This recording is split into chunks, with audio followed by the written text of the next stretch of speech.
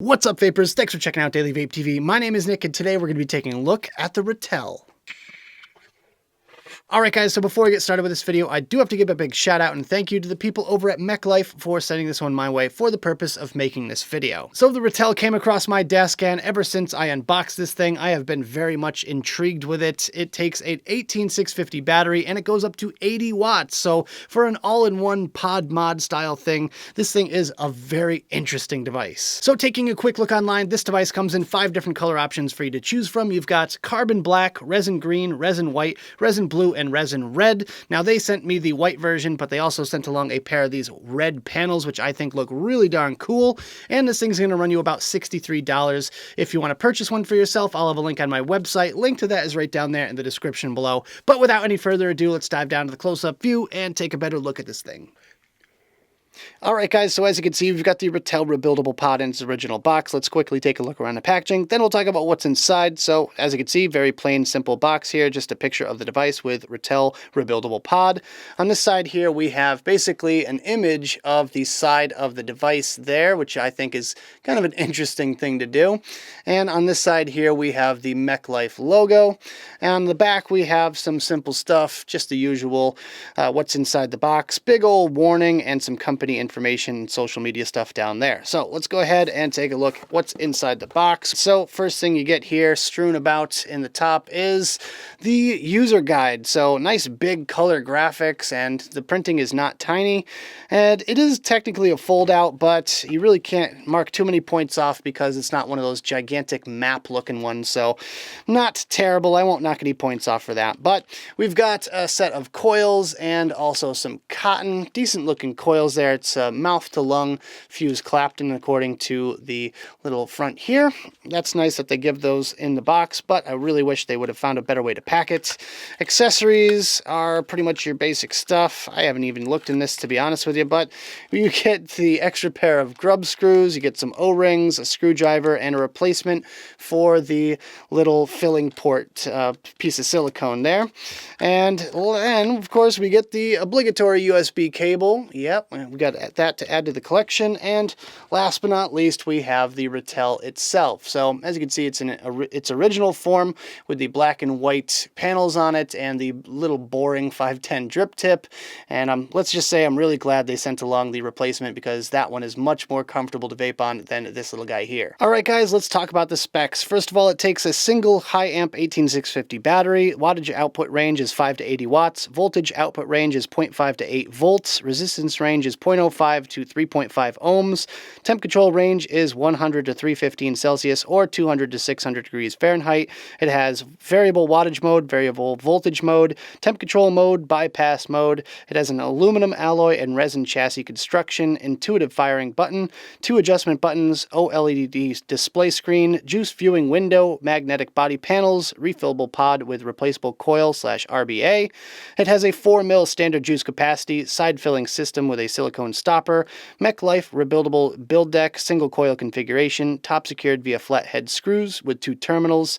It has a build deck based adjustable inner airflow control, offers mouth to lung or direct to lung options, bottom build deck based outside airflow control ring, and it comes with a 510 drip tip. Alright guys, so let's take a quick up close look at the parts of the Ratel. Let's just take off the panels first and foremost. You can just remove them by taking them off at the bottom. They've got the little tabs there, as you can see, and that lines up with the notch in the actual device itself. We have a single 18650 battery compartment right there, and it shows which direction it's supposed to go in. Up top here is the actual pod itself, and the way you remove that is just by unscrewing the top here, and I'm just going to angle it so nothing flies out, and we have the actual pod. So it is a completely self-contained unit. It's not going to leak out if you tip it upside down or anything like that, which is kind of nice. And you can see your juice level very easily, and you can adjust your airflow on the bottom here. It's a little bit covered up right now by this little tab, but as you can see here, we have our airflow options, mouth to lung and direct to lung. And there you go. So you can see the fully wide open airflow there. You can unscrew this base piece and it turns into a 510 connection, which I totally missed in my first impressions video. So make sure you guys read the manual first before you start using this thing, because I didn't. This little silicone stopper right here is how you fill up the pod. All you got to do is just lift up like that and you can fill it up fairly easily. It does have a generously sized fill port, which does let air out as you fill it, which is good. And with that, that pretty much does it for the pod section. So I'm just going to throw a battery in here real quick and I'll show you through the menus. Just place it in like that and it comes on almost instantly. It's going to ask you new coil, old coil, boom. We'll just hit new. And right now it is in power mode. So you can actually switch this by clicking the button 3 times, 1, 2, 3, and it's going to cycle through the various different modes between voltage, bypass, and the various temp control modes. And we're just going to go around the horn back to the wattage mode here real quick. And that's pretty much all there is to this device. There's no flipping the screen to the other direction. There's no locking it or anything like that. All you could do is turn it on and off with 5 clicks of this fire button here. And real quick, I just wanted to show you guys how I've been using this thing for the past couple of weeks. This is a very simple fused Clapton coil that I built for this thing, and very little cotton. This thing requires just a tiny little bit of cotton there. It's super easy to build. It's just little top secured flathead screws, as you can see there. And the airflow comes up from underneath. Hopefully you can see the airflow hole right there.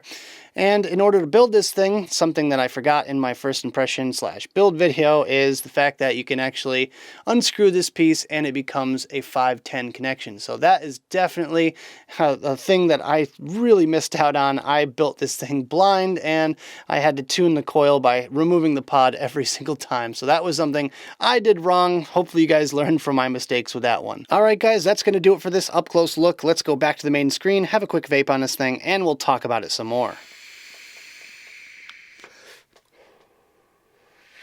Alright guys, I hope you enjoyed the close-up section of the video. Now let's talk about my opinions about this device, the good, the bad, and the ugly. Starting off with the good, the first thing I really enjoy about this device is the fact that it takes a full-size 18650 battery. Now I've got an LG HG2 in here, and it's lasted me about 3 days at 40 watts on a 0.45 ohm coil. It's set up for kind of the mouth-to-lung / hybrid hits that I enjoy, and a 10 milligram nic salt in the tank here. But with that, I feel like you'll get similar results whether you use this at 30 to 40 watts. If you have it set up for a direct to lung, then you might not get as much battery life. The second thing I'm really digging about this device is the fact that it's so flexible. You can do a mouth to lung style of vaping or a direct to lung if you prefer that.